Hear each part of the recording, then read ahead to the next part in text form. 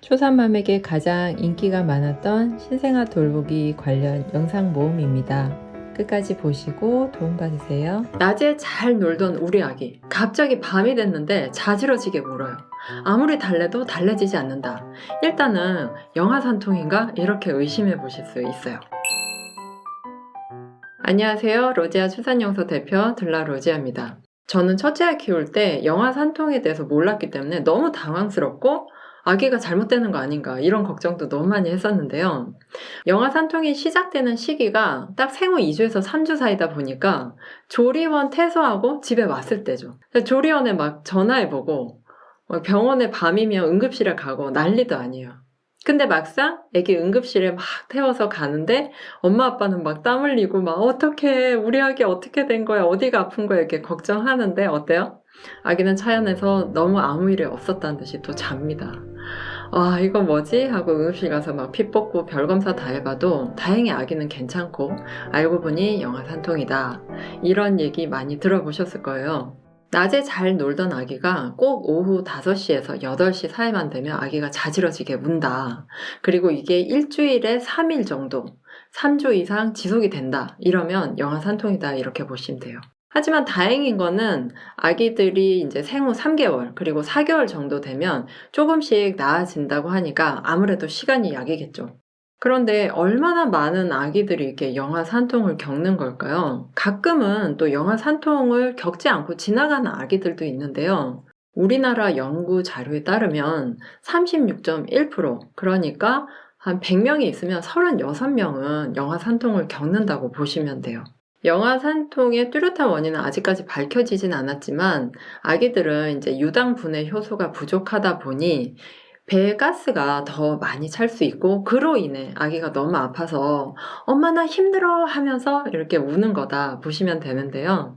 가장 두드러진 특징은 일단 달래지지가 않아요. 일반적으로 해봤던 그런 뭐 얼르고 노래 불러주고 해도 달래지지 않다 보니까 이제 엄마나 아빠들이 아기를 더 막 세게 흔들거나 좀 더 강한 자극을 주는 경우가 있는데 절대 그거는 하시면 안 돼요. 이렇게 아기가 자지러지게 운다면 계속 달래도 사실 달래지지가 않거든요. 이럴 때는 저를 침대에 내려놓고 아기한테 공갈 젖꼭지를 물리고 백색소음을 틀어주고 그리고 엄마가 좀 떨어져 있는 게 낫다고 해요.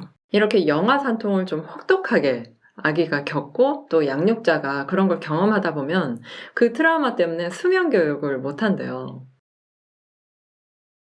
영아산통을 겪는 아기들의 특징은 일단 아기가 주먹을 이렇게 꽉 쥐면서 힘을 막 주면서 울어요. 그러니까 여기가 이제 찡그리고 얼굴은 빨개지고 그리고 배는 딱딱하게 그리고 다리를 막 이렇게 올리겠죠. 그리고 이게 울었다 안 울었다 이러지 않고 쭉 그냥 계속 우는 거예요. 저희 첫째 아이는 너무 많이 울어서 본인 목이 쉰 거예요. 그래서 목소리가 안 나와요. 우는데 막 이러고 있어요. 되게 안타깝긴 한데 좀 시끄럽진 않아서 다행이다. 어떡해 우리 아기 이러면서 달랬던 기억이 나는데요. 자 그러면 영아산통이 있을 때 우리 아기 어떻게 해주면 좋을지 이제 대처 방법에 대해서 알아보도록 할게요. 영아산통이라는 거는 아기 배에 가스가 차서 너무 괴롭기 때문에 우는 거잖아요. 그러니까 아기가 잘 노는 낮 시간에 배에 가스를 자주 빼주는 게 중요해요. 어른 같으면 내가 걸어서 뭐 운동을 하거나 배에 알아서 찜질을 하는데 우리 아기는 혼자서 못하죠. 그러니까 엄마가 해주시면 돼요. 자, 손에 오일이나 크림 같은 걸 이렇게 바르고 손가락 3개 정도로 아기 배를 시계 방향으로 이렇게 한 20번에서 30번 문질러주는 요게 이제 기본 마사지. 그리고 배를 좀 따뜻하게 해준다든지 또 마사지를 하고 나서 아기 방구 잘 낄 수 있게 가스를 잘 내보내야 되니까 아기 다리 자전거 타게 해주면서 그 다리를 접어서 배를 이렇게 꼭 눌러주면 뽕뽕뽕 하면서 방구를 껴요. 그래서 저는 자전거 타기를 다리로 막 해주다가 아기 배를 정방향으로 그리고 오른쪽으로 살짝 비틀어서 왼쪽으로 비틀어서 이렇게 해주다 보니까 아기가 방구를 잘 꼈고 그렇게 하고 난 날은 확실히 좀 더 짧게 울었어요. 분유 먹는 아기라면 이거 주의하셔야 되는데 아기가 분유를 너무 잘 먹는다 아니면 좀 부족해 보인다 라는 생각으로 분유량을 그냥 막 늘리시면 안 돼요. 임의로 늘리면 아기가 필요한 이상으로 과식을 했기 때문에 소화를 또 못 시켜요. 그래서 영아 산통이 있을 때는 과식하는 건 특히나 주의하셔야 되고요. 그리고 신생아 때는 또 아기가 먹다가 잘 자죠. 그래서 먹다가 자버리니까 깨우지 않으려고 트림을 안 시킨단 말이죠. 근데 트림을 꼭 시켜야 돼요. 그래야 아기가 자다가 이제 가스가 차서 이렇게 우는 경우가 줄어들겠죠. 아기 배에 가스가 잘 차는 이유는 아기 분유 수유할 때 또 젖병을 물리는 방법에 따라 좀 다른데요. 이 젖병, 젖꼭지가 이렇게 있잖아요. 그러면 이 꼭지 부분이 튀어나오고 아랫부분이 이렇게 평평한데 이 평평한 부분만 보이게 아기가 꽉 물어야 돼요. 그러니까 아기가 이 약간 튀어나온 꼭지 부분을 완전히 물어서 이 젖병이랑 완전히 밀착되게 해야 공기를 최소화로 먹기 때문에 요렇게 좀 신경 써서 분유 먹여주시고요.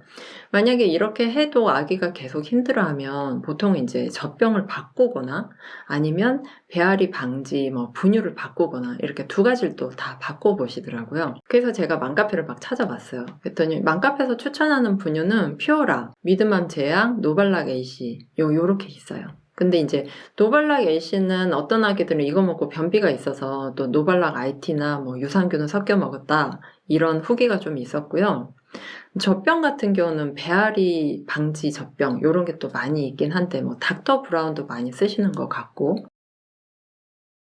젖병은 계속 세척해서 쓰니까 6개월에 한 번은 꼭 바꿔주셔야 되고, 특히 젖꼭지 같은 경우는 이게 또 쉽게 찢어질 수 있어서 1개월에 한 번은 바꿔주셔야 돼요. 젖꼭지 같은 경우는 아기 개월수에 따라서 구멍이 1개, 2개, 3개 이렇게 있는데 분명히 구멍이 1개인 젖꼭지인데 어떨 때 보면 이게 약간 찢어져서 콸콸콸 나오는 경우가 있어요. 이러면 아기가 급하게 먹으니까 아무래도 가스가 더 찰 수도 있겠죠. 자, 만약에 우리 아기 분유 먹이는 아기는 아니고 모유 먹이는 아기인데 어떻게 해야 되나요? 이렇게 많이 물어보시는데 이럴 때는 사실 특별히 어떤 거가 문제다 이렇게 말하기는 어렵지만, 혹시나 아기가 너무 짧게 먹어서 후유까지 못 먹고 전유만 먹는 건 아닌지 요거 한번 살펴보시고요. 엄마가 너무 신과일, 오렌지나 키위나, 신과일은 아니지만 복숭아 요런 것 때문에 아기가 조금 배 아파할 수도 있고, 아니면 엄마한테도 좀 안 맞는 음식들이 있어요. 그래서 엄마한테 안 맞는 음식을 먹었을 때 그 모유를 먹은 아기도 똑같이 그렇게 반응을 할 수 있어서 엄마는 우유나 땅콩이나 그리고 카페인 요런 거를 조금 주의하시면 되는데, 사실 어떤 음식을 딱 가려 드시라고 말씀드리기는 어려운데 엄마가 소화가 잘 안 되거나 먹었을 때 가스가 좀 차거나 위에 좀 부담을 주거나 이런 음식들은 일단 좀 가리시는 게 좋겠죠. 이거는 저희 첫째 아기한테 썼던 방법인데요. 아기가 괄약근을 풀어서 가스를 잘 방출할 수 있게 도와주는 거예요. 어른은 방구가 좀 있다, 가스가 찼다 이러면 힘 팍 주면서 괄약근을 풀어주죠. 근데 아기들은 이게 안 되고 괄약근이 계속 이렇게 조여있는 상태인데 가스는 있고 하니까 못 보내고 막 약간 찡얼찡얼 대면서 힘들어하죠. 이럴 때는 저는 이렇게 따뜻한 물로 이렇게 항문을 이렇게 좀 적셔주거나, 아니면 그때 저희가 썼던 비데는 이렇게 아기 엉덩이 들고 약간 그 밑에 물을 담아서 했던 방식이기 때문에 그렇게 비데로 아기 항문 쪽을 이렇게 씻어주면 아기가 뽕뽕뽕 하면서 방구를 끼기도 했었어요. 그래서 따뜻한 물에 아기 엉덩이를 담궈준다든지, 항문 부분에 이제 물티슈를 따뜻한 물에 해서 이렇게 대준다든지 이런 방법도 좋습니다.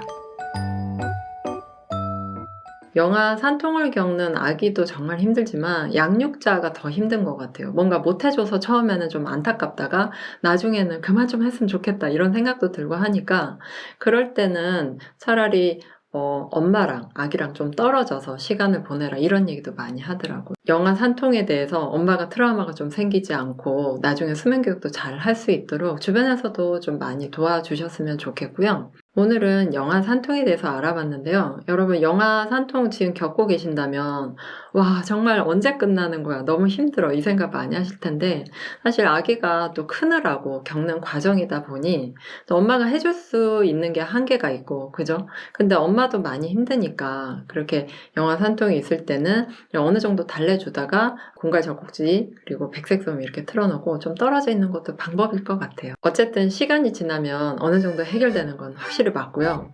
저희 집 같은 경우는 첫째는 영아 산통이 굉장히 심했는데 둘째는 그렇게까지 또 심하진 않았어요. 아기마다 정말 다른 것 같습니다. 임신, 출산, 육아까지 궁금한 건 플라로지아에서. 선생님 선생님, 저희 아기가 순했는데 갑자기 잠투정이 늘었어요. 배고픈 것도 아니고 잠이 부족한 것도 아닌데 왜 이렇게 갑자기 떼를 부리죠? 안녕하세요, 여러분. 임신과 출산이 행복해지는 로지아 출산연구소 대표 둘라 로지아입니다. 우리 아기 갑자기 떼 쓰는 게 늘었다. 갑자기 짜증을 부린다. 얘가 잘 놀다가 잘 먹다가 왜 이러지? 라고 생각되신다면 바로 원더윅스 기간일 텐데요. 생후 20개월 동안 약 10번의 원더윅스 기간이 온다고 해요. 그런데 이 구간 동안 아이들이 폭풍 성장하느라고 굉장히 괴롭다고 합니다. 자, 보시면 아이들의 성장 곡선은 이렇게 계단식이에요. 그러다 보니 도약하는 요 시기, 이번 계단에서 다음 계단으로 올라가는 요 시기에 아기들은 두통을 앓을 수도 있고 또 호르몬 변화도 많이 생기고 그러다 보니 잘 먹지도 자지도 뭔가 등에 센서가 붙었나 할 정도로 엄마 곁에서 떨어지지 않는데요. 엄마는 어때요? 너무 짜증나죠. 우리 아기 순둥이였는데 갑자기 왜 이러지 싶을 때가 많습니다. 하지만 이런 원더윅스 기간에는 우리 아기 힘들어? 아이고 크느라 그러지 라면서 좀 토닥토닥 해주시는 게 필요하고요. 우리 아기 등 센서 붙었나? 너무 그동안 자주 안아줘서 손을 타서 이런가? 이런 생각 하지 마시고 더 많이 안아주시고 품어주시면 아기가 또 의외로 금방 안정감을 찾을 수가 있습니다.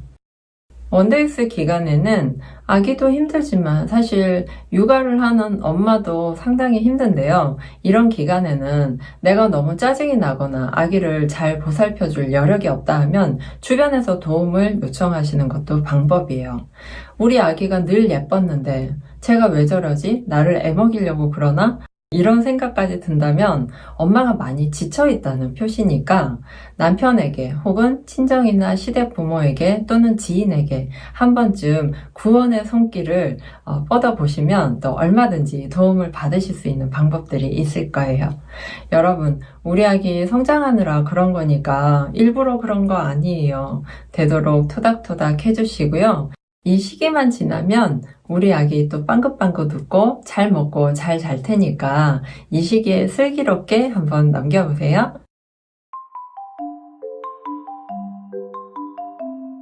이 영상을 보시는 분들은 이미 출산을 하셨거나 임신 막달에 신생아에 대한 공부를 하시기 위함일 텐데요. 이번 영상에서는 신생아의 특징 5가지를 다루고 이어서 다음 영상도 있으니 끝까지 보시고 다음 영상까지 이어서 봐주세요. 신생아의 특징 첫 번째, 아기 머리 모양. 아기를 막 낳았으면 머리 모양이 이렇게 동글동글하지 않고요. 약간 위쪽으로 길쭉한 모양이에요. 잘 모르시는 분들은 우리 아기가 엄마 골반을 나오면서 고생을 해서 머리가 찌그러졌나 보다 이렇게 생각하실 수 있지만 노, 그렇지 않습니다. 아기가 엄마의 산도를 잘 통과하기 위해서 아기 머리뼈 6개가 이 피부층 아래서 이렇게 겹쳐져서 작아져서 나오는 거예요. 이런 걸 우리가 코네드라고 부르는데 이와 달리 두열종이라고 있어요. 두열종의 경우는 출산 진행 중에 아기 머리에 과도한 압박을 받아서 피부층 아래가 부풀어 오른 거예요. 그래서 이런 경우는 사실 코네드보다는 원래 머리 형태로 돌아오는데 좀 오래 걸려요. 빠르면 생후 2주 안에, 좀 늦으면 2개월에서 4개월 안에 돌아오는데요. 이 둘 다 정상적으로 잘 돌아오니까 너무 걱정하지 않으셔도 괜찮습니다. 신생아 특징 2번째. 아기의 코막힘. 우리 아기 얼굴은 너무 작은데 콧구멍은 또 얼마나 작을까요? 면봉이 안 들어갈 정도로 콧구멍이 굉장히 작고 야들야들해요. 이 작은 아기 코는 막혔지 어떻게 하지? 너무 당황하실 텐데요. 그럴 때 모유 한 방울 아니면 따뜻한 미온수를 약간만 떨어뜨려 주신 후에 조금 있다가 가재 손수건을 똘똘똘 말아서 끝을 좀 뾰족하게 해야겠죠? 돌돌돌 말아서 이렇게 콧구멍에 살살 넣어서 돌려주시면 아기 코가 잘 빠져나와요. 두 번째 방법은 아기 목욕시킬 때 어른이 먼저 욕조에서 목욕을 해서 이 욕실에 수증기가 가득하게 해두는 거예요. 그러면 아기 목욕시키는 중에 코가 또 잘 빠져나올 수 있습니다. 세 번째, 아기 눈곱.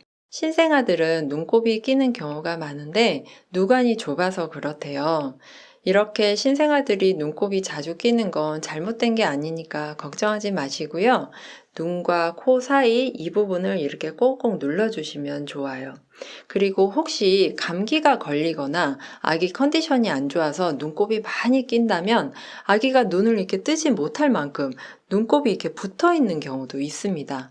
그럴 때는 가제 손수건에 미온수를 적셔서 이렇게 꼭꼭 조금 압력을 가해서 눌러주시거나 이렇게 살짝만 올려주시면 눈곱이 이렇게 살살살 코처럼 풀어져서 떨어지니까 그렇게 아기 눈곱 제거해 주시면 될 것 같아요. 네 번째, 딸꾹질하는 아기. 뱃속에서 딸꾹질을 많이 했던 아기라면 태어나서도 딸꾹질을 많이 하게 되는데요.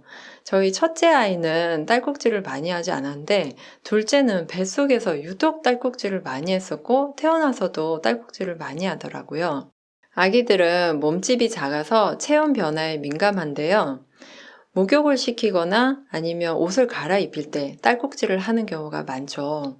그런데 보통은 모자를 씌우면 된다고 하지만 모자를 씌워줘도 딸꾹질이 금방 멈추진 않아요. 그래서 모자를 씌운 상태에서 좀 따뜻하게 안아준다든지 아기 요 횡격막 쪽을 살짝 이렇게 토닥토닥 해주셔도 효과가 있겠지만 이것도 좀 답답하다. 좀 더 빨리 딸꾹질을 멈추게 하고 싶다면 울리시는 게 가장 좋고요.